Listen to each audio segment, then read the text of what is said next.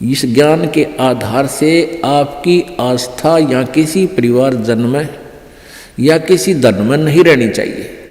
जब आप यहाँ से चलन के योग्य होगे और ये रह रहकर आपकी परीक्षाएं भी होंगी, आपके ऊपर कोई ऐसी आपत्ति ऐसा आएगा सत्संग में, फिर आप देखेंगे कि मेरी वृत्ति बेटे में है कि बेटी में, पोते में है कि या पोती में, कोठी में या कार में।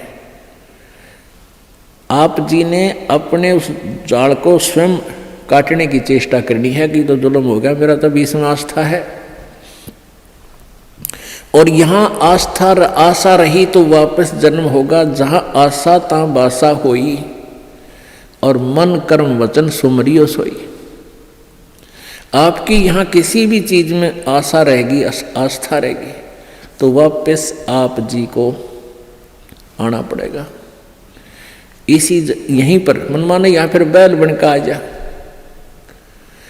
और यहाँ आशा नहीं रही तो फिर हमने आशा कब ना रहेगी, ये ज्ञान आधार बनाओगे, भक्ति घनी करोगे, दान धर्म खूब करोगे, उस भक्ति की शक्ति से भी आपके कुछ बंधन ऑटोमेटिकली कट जाएंगे। इतना दबाव बनेगा उसका, आपके मन में वो आना नहीं देगा और परमात्मा कोई ऐसी व्यवस्था आपकी बना देगा। और जो भक्ति नहीं करते तो फिर हमने यहाँ से तो जाना ही जाना है, भक्ति कर रहे हैं जो, उनके मन में ये आ जाना चाहिए कि फिर जन्म होगा तो फिर यह दुर्गति शुरू।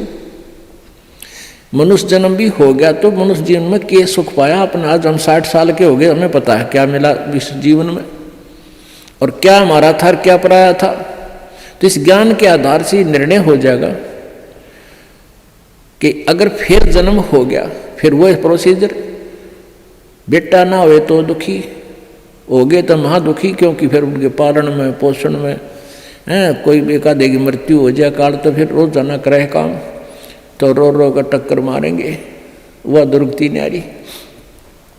तो इन सब बातों को ध्यान रख के तो सच्ची श्रद्धा बना ले कि तो मरना पड़ेगा, पर इसी जगह चला फिर मरना ना पड़े, यहां से तो जाना पड़ेगा। तो इसलिए ये तो अपना है ही नहीं, चाहे बेटा है चाहे बेटी है, उनमें मोह है या ना है।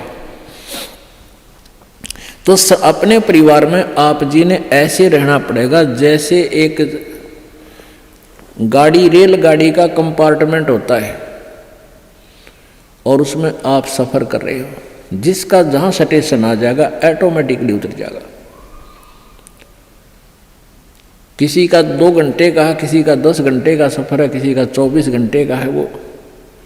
तो ऐसे ही आप जी इसको ऐसा समझ कर रहोगे जैसे रेस्टोरेंट होते हैं, होटल में जाकर डट गए, तो वहाँ सारी सुविधाएं होते हुए भी आपको पता है कि ये मेरी नहीं है, उनका प्रयोग भी करना है। उनमें मेज कुर्सी पलंग टीवी वहाँ पर है, उनका पंखा कूलर एसी फ्रिज, उनका प्रयोग भी करना है, लेकिन अंडरस्टूड होता है कि मेरी को ना, ये तो धनी की है। तो ऐसे ही ये सारा रेस्टोरेंट, ये होटल, ये काल का है और हमने किराए पर अपनी पूंजी जमा करा का यहाँ, तो ये कुछ समय का रहने का यहाँ पर मिला हुआ है और ये व्यवस्था बता दी, इस खेती में बना रखा, ये मजदूरी कर, ये ऐसे खा ले, ये या छोड़ रखा है। लेकिन ये अपनी नहीं, हम यहाँ होटल में कुछ दिनों के लिए सटे करे हुए। यदि ऐसी आस्था आपकी बन जाएगी तो फिर कोई पल्ला नहीं पकड़ेगा आपका, कोई बाधा नहीं बनेगी। अन्यथा जो भक्ति नहीं करते हैं उनकी कैसी वृत्ति होती है। अब जैसे कोई पिछले जन्म में भी कोई भक्त भक्ति करता था और वो पार ना होया, आप जी हो, परमात्मा चाहते हैं कि तुम सभी पार हो जाओ, बहुत अच्छी बात है, क्योंकि पार होने के लिए तो ये सारा खेल हो रहा है आपको पार करने के लिए। अब विद्यालय में बच्चे फेल भी होते हैं और पास भी अधिकतर ही होते हैं, और कुछ एक फेल भी हो जाते हैं, तो वो फेल हुए हुए गणे दुखी होया करें। तो ऐसे ही एक व्यक्ति किसी जन्म में कोई प्राणी, कोई आत्मा परमात्मा से विमुख हो गया, भक्ति ना करी, छोड़ गया, तो उनको फिर लेता है भगवान शरण में। एक किसान के घर जन्म हो गया उस पुण्यात्मा का, अब कहते हैं जो जन मेरी शरण में एक बार आ गया, परमात्मा कहते हैं हमारी शरण में एक बार कोई प्राणी आ गया तो फिर उसको जब तक वो पार नहीं हो लेगा उसके पीछा हम छोड़ना को नहीं। जो जन हमारी शरण है ताका हूं मैं दास, और गेल गेल ला गया फिर वो जब लग धरती आकाश। तो उसी विधान से परमात्मा उस किसान के पास गए और किसान से कहा कि भाई, किसान पहले बैठे, राम रमी हुई, क्योंकि पिछले संस्कारी जो भक्त होते हैं वो कहीं भी जन्म ले लो उनमें वो भाव श्रद्धा बनी रहती है। आओ महाराज जी बैठो जी, बड़ी आसन दे दिया, आप नीचे बैठ गया भगत की तरह। तो महाराज जी तो महाराज जी होते हैं, अपने भक्ति का ज्ञान सुनाते हैं, परमात्मा की चर्चा शुरू कर दी। तो वो किसान कहने लगा, कहाँ जी भक्ति तो मैं करता हूँ, क्या भक्ति तो मंदिर में जाता हूँ, शिव जी की पूजा करता हूँ। फिर सारी बात बताई, भाई यह भक्ति ठीक नहीं, भक्ति की विधि ये है जो आपके शास्त्रों में लिखी हुई है, कैसी करो। अच्छा जी ठीक सत है, भक्ति भी कराएंगे भाई, फिर उपदेश ले ले। अगना जी नहीं, ये तो बच्चे छोटे छोटे हैं, ये थोड़े से ठीक हो जाए, अपना काम संभालन जोगे, फिर महाराज जी तेरे आप पक्का चेला बन जाऊंगा। लाख समझाने पर भी नहीं माना, यही कहता रहा। परमात्मा चले गए। कुछ दिनों के बाद फिर गए, देखा क्या किसान के 2 लड़के थे, उन लड़कों के भी बच्चे हो रहे, उन खिलाने लग रहा खूब प्यार से, सीने से लिटा रखे पोते। परमात्मा फिर गए, किसान भाई भगत जी देवता तेरे बच्चे भी समझदार हो गए हैं और खेत का काम संभाल लिया, तू आजा भक्ति कर ले, नाम ले ले। ने बोला महाराज जी देख छोटे छोटे पोते हैं, बच्चे खेत में जहाँ हैं काम कर रहे हैं और मैं इनको बाद में संभाल रहा हूँ, अब मुझे फुर्सत नहीं है, थोड़े ही बच्चे पोते बड़े हो जाए थोड़े से, फिर मैं भक्ति करूँगा। बहुत कहने पर भी नहीं बोला, ना बाबा जी दुखी ना करे मैंने, क्यों पोते घने प्यारे लग गया करे। यह काल का एक भयंकर जाल आगे और बढ़ा देता है उसके ऊपर। अब बेटे तो उल्टे बोल रहे, कोई धमका दे, कोई खुरका दे, और वो पोते बोल रहा करे प्यारे प्यारे, तो वो घने प्रिय लगते हैं। न बोले बाबा जी तू तो सब ऐसा ही, तेरे तो कोई लाग नहीं, कोई संतान नहीं, तेने क्या पता संसार के उसका है, कह दिया भक्ति कर ले, भक्ति नहीं होया करे, पोते बड़े हो लेंगे फिर बात करूँगा तेरे से, फिर जरूर नाम ले लूँगा, पक्की बात हो रही। नो टाल टूल दिया।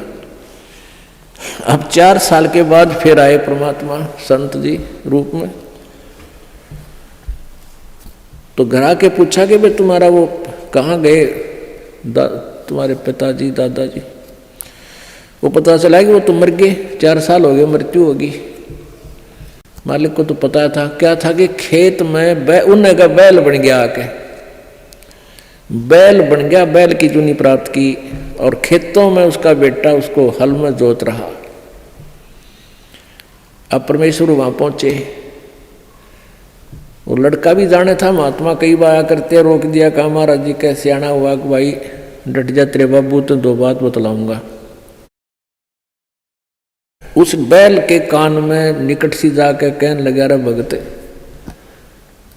अब तो आजा मेरी शरण में, तेरा शरीर छुटवा दूं बैल का, और नाम दे, तेरे को मनुष्य जीवन दे दूंगा, और तू चाल देख ये दुखी हो रहा, तेरा लठ लग गया, तेरा बेटा लठ मारे हैं, और तेरी के दुर्गति हो रही, तो के कह है वो बैल। न्यू कह बाबा जी तू बोल रहा मत, अब मैं यहाँ से मर जाऊंगा, दूसरा बैल आ गया, वो थोड़ा काम करेगा, मेरे बेटा ने टोटा हो जाएगा, वो तेरा गजब हुई हो। परमात्मा बोले अच्छा भाई कोई बात ना, ले धन बना तो बेटा के। अब कुछ दिन के बाद वो बैल भी मर गया, मृत्यु के बाद वो सांप बन गया। अब सांप को एक याद होता है, उसने कहीं धन गाड़ रखा, पहले जमीन में दबाया करते चोरों के डर से, धन जेवर दाब दिए, पैसे चांदी के हुआ करते सिक्के, वो लको दिए, छुपा दिए। तो सर्प बनकर वो वहीं घूम रहा है।